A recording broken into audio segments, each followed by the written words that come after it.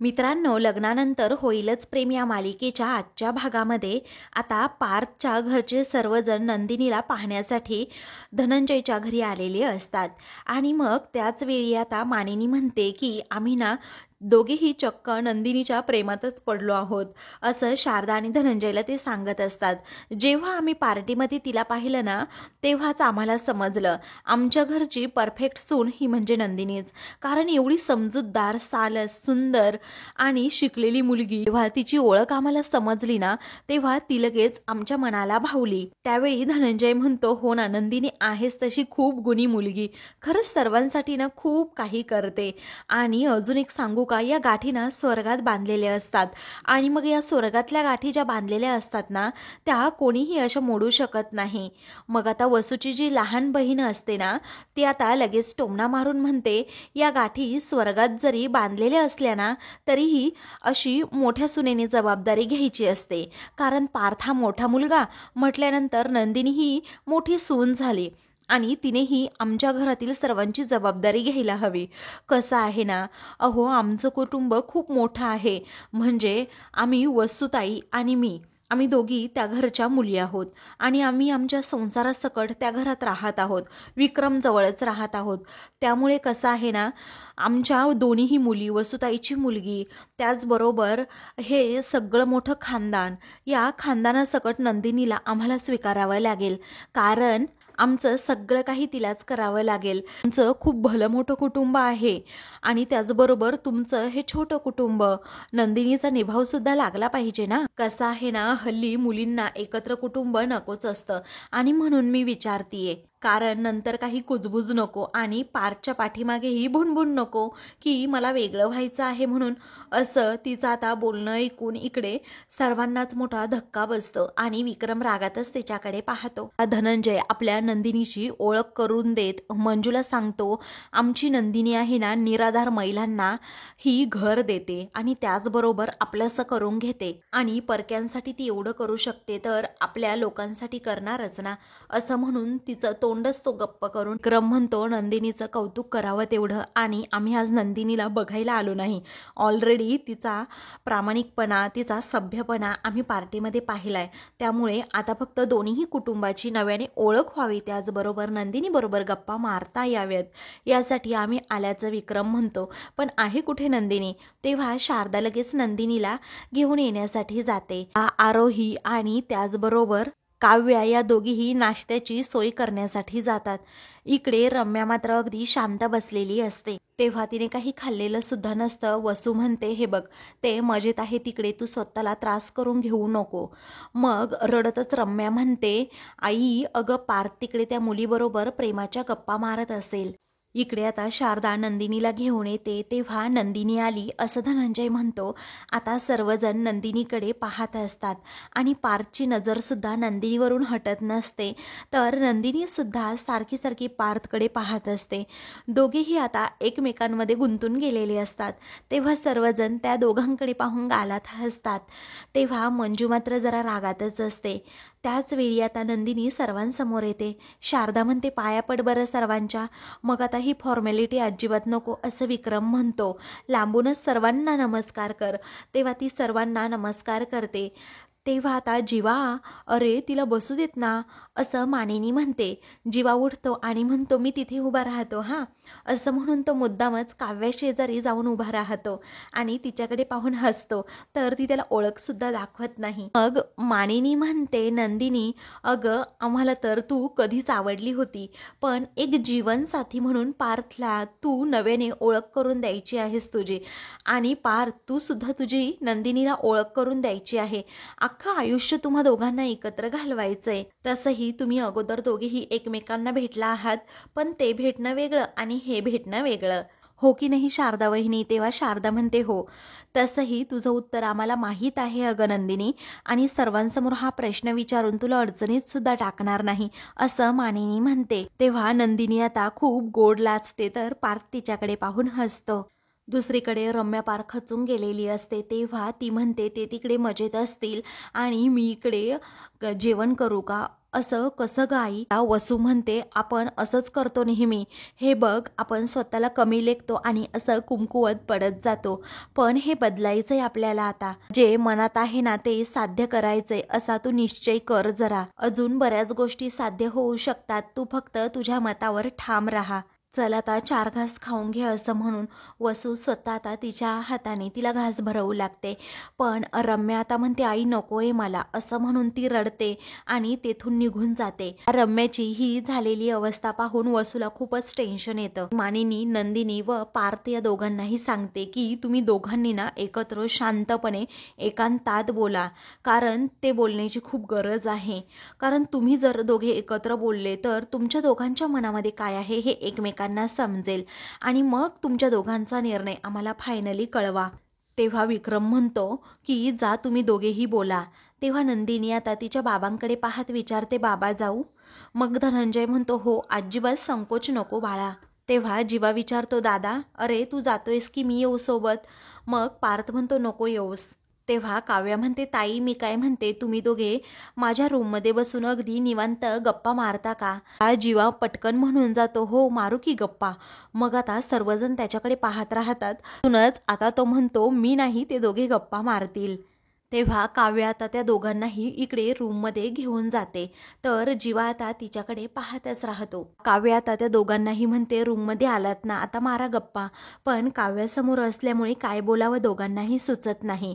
ती म्हणते की तुम्हा दोघांनाही चहा कॉफी वगैरे काही हवं असेल ना तर मलाच हाक मारायची, अदरवाईज इथे डिस्टर्ब करायला तुम्हाला कुणीही येणार नाही. त्यानंतर नंदिनी आता काव्याला इशारा करून सांगते की तू जा की. मग आता काव्या हो असं म्हणते आणि लगेच तेथून पळते. त्याच वेळी आता ह्या दोघांना एकमेकांबरोबर काय बोलावं ना हेच कळत नाही. मग ते दोघेही ॲक्च्युली असं बरोबरच बोलतात आणि काय आहे ना हेही अगदी बरोबरच बोलतात. मग पार्थ आणि नंदिनी एकमेकांकडे पाहून अगदी गोड हसतात. की पार्थच पुढाकार घेतो आणि म्हणतो की या अगोदर आपण जेव्हा जेव्हा भेटलो ना तेव्हा अगदी छान गप्पा मारल्या, परंतु यावेळी ना फक्त बॅकग्राऊंड चेंज आहे, तर काय बोलावं ना हे सुचत नाही. त्यावेळी नंदिनी हसूनच म्हणते की कसं आहे ना, आपण खरंच खूप वेगवेगळ्या बॅकग्राऊंडवर भेटलो ना, आणि पहिल्याच भेटीमध्ये मी तर तुमची गाडीच ताब्यात घेतली. तेव्हा आता पार्थ म्हणतो, त्या दिवशी तर तुम्ही अगदी रणरागिणी होत्या आणि त्यानंतर आपण पुन्हा एकदा पार्टीत भेटलो. तेव्हा तुमचं मला अगदी केअरिंग रूप दिसलं आणि मग कॉफी शॉपमध्ये मला समजलं की तुम्ही खरंच खूप खट्याळ आहात. तेव्हा एवढं सगळं तुमच्या लक्षात आहे का, असं नंदिनी विचारते. तेव्हा पार्थ विचारतो, तुमच्या नाही का लक्षात? मग आता ती खूप गोड लाचते आणि त्याच्याकडे पाहतच राहते. त्यानंतर पार्थ म्हणतो, कॉलेजमध्ये असताना मी एक कथा वाचली होती की जेव्हा एखादी अनोळखी व्यक्ती चौथ्यांदा भेटते ना तेव्हा ती जन्माची जोडीदार बनते. मग नंदिनी आता पार्थकडे पाहतच राहते आणि आपल्या जन्माचा जोडीदार म्हणून त्या पार्थचाच विचार करत असते. इकडे गॅलरीमध्ये आता काव्या उभी असते. तेवढ्यातच दबक्या पावलांनी तेथे आता जीवा येतो आणि तिचं लक्ष नसताना तिच्या खांद्यावर हात ठेवतो. तेव्हा आता काव्या खूपच घाबरते आणि मोठ्याने ओरडणार असते. तो जीवा आता तिचं तोंड दाबतो आणि म्हणतो, वेडपट गप्प बस जरा, ओरडू नकोस आता. त्यावेळी काव्या म्हणते, तू जा ना इथून, अगोदर मोठ्या माणसांमध्ये जाऊन बस, तू इथे का आलास बरं, निघ बरं, असं म्हणून ती त्याला चांगलीच आता धपाटे घालते. जीवा आता नुसता हसत राहतो आणि म्हणतो, मी जाणारच नाही तुला इथे भेटल्याशिवाय, तुझ्याशी गप्पा मारल्याशिवाय. मग आता ती त्याची कॉलरच पकडते आणि आज जरा जास्त धीटपणा करतोस असं वाटत नाही का तुला, त्याला जा विचारते. दुसरीकडे पार्थ आणि नंदिनी हे दोघेही एकदम शांत बसतात. पार्थ आता पुढाकार घेत म्हणतो की कसं आहे ना, अरेंज मॅरेज असतं ना तेव्हा असं एकांतात दोघांना बोलायला पाठवतात, कारण मुलाला किंवा मुलीला आपल्या जोडीदाराचा पास्ट माहीत व्हावा ना म्हणून. आणि आय स्वेअर मला काहीही पास्ट नाहीये आणि मी कधी प्रेमात पडलो नाही आणि तुमचा पास्ट जाणून घेण्याची माझी अजिबातच इच्छा नाही. तेव्हा नंदिनी पार्थकडे पाहतच राहते. त्यानंतर पार्थ म्हणतो, माझ्या मते ना प्रेझेंट आणि फ्युचरमध्ये अगदी शांत राहणं खूप गरजेचं आहे. त्याचवेळी नंदिनी आता हसते आणि म्हणते, तुम्ही मला खट्याळ म्हणालात खरं, परंतु खरं सांगू, माझा स्वभाव ना अगदी सिरियस टाईप आहे. म्हणजे मला अशी मजामस्ती आवडते, पण ते सगळं डिपार्टमेंट ना आमच्या काव्याचं आहे आणि माझं मन मात्र आनंद निवासमध्येच रमतं. आणि माझे काही मित्रमैत्रीणसुद्धा आहेत, ते मला माझ्या या कामामध्ये खरंच खूप साथ देतात. आणि प्रेमाचं म्हणाल तर प्रेम असं कधी माझ्या आयुष्यात आलंच नाही. म्हणजे मी मध्ये म्हणाले होते ना तुम्हाला, प्रत्येकाचा प्रेमाचा असा अर्थ आणि अनुभव हा वेगवेगळा असतो आणि तो जेव्हा कळायचा ना तेव्हा बरोबर कळतो. वेळी आता पार्थ म्हणतो, फूल उमलावं तसं प्रेमही उमलतं. अशी तुमची प्रेमाची व्याख्या आहे बरोबर. मग आता ती म्हणते, अरे वा, तुमच्या तर लक्षात आहे. आता ही झाली माझ्या प्रेमाची व्याख्या, परंतु तुमच्या प्रेमाची व्याख्या काय आहे हे मला अजून माहीत नाही. तेव्हा तो म्हणतो, अरे बापरे, हे सांगणं खरंच खूप अवघड आहे, परंतु एखादा माणूस जर प्रेमात पडला ना तर ते आपल्याला लगेच कळतं. म्हणजे वीज कशी अशी अचानक चमकते, तसं प्रेमही असं अचानक कळतं आपल्याला की कुणाचं आपल्यावर प्रेम आहे आणि कुणाचं नाही. तेव्हा नंदिनी म्हणते, आपल्या आईबाबांकडेही पाहून आपल्याला कळतं की संसारामध्ये आलेले वादळ आणि संसार करताना आलेले जे काही अनुभव आहेत आणि त्यांच्या अनुभवावरून आपण खूप काही शिकून जातो की एखाद्या अडचणीवर कशी मात करावी. आणि म्हणूनच कदाचित ते मॅच्युअर प्रेम त्यांच्यामध्येही बहरलं असेल. आणि मला वाटतं की आपणही मनात त्यांच्यासारखं प्रेम ठेवून पुढे चाललं तर आपल्याही प्रेमाच्या वाटा अशाच मोकळ्या होऊन जातील. तेव्हा ते दोघेही एकमेकांकडे पाहून अजूनच गोड लाजतात. दुसरीकडे जीवा म्हणतो, काव्या, तुला माहीत आहे का ग, आपलं फ्युचर ना या लग्नामुळे अगदी ब्राईट झालंय. आता जर तुझ्या ताईचं लग्न झालं ना, आपण सुद्धा आपल्या प्रेमाचा असा बॉम्ब टाकायचा की सगळेजण असे घाबरलेच पाहिजेत. तेव्हा आता घरच्यांनी हो म्हणावं अशी तुझी मनापासून इच्छा आहे ना, मग कशाला अशा बॉम्ब टाकण्याच्या गोष्टी करतोस, असं आता काव्या म्हणते. हा जीवा आता काव्याची गंमत करत, काका तुम्ही आलात, असं म्हणतो. आता काव्या खूपच घाबरते आणि लगेच मागे पाहते तर तिची उडालेली ही धांदल पाहून जीवा तिच्यावर हसतो. इकडे नंदिनी आता पार्थला म्हणते, मला अजून एक गोष्ट विचारायची आहे. पार्थ म्हणतो, विचारा ना. मग आता मी आणि माझे मित्रमैत्रीण मिळून जे काही आनंद निवास चालवत आहोत ना, ते काम लग्नानंतर करण्याची माझी खूप इच्छा आहे. म्हणजे तुम्हाला चालेल ना?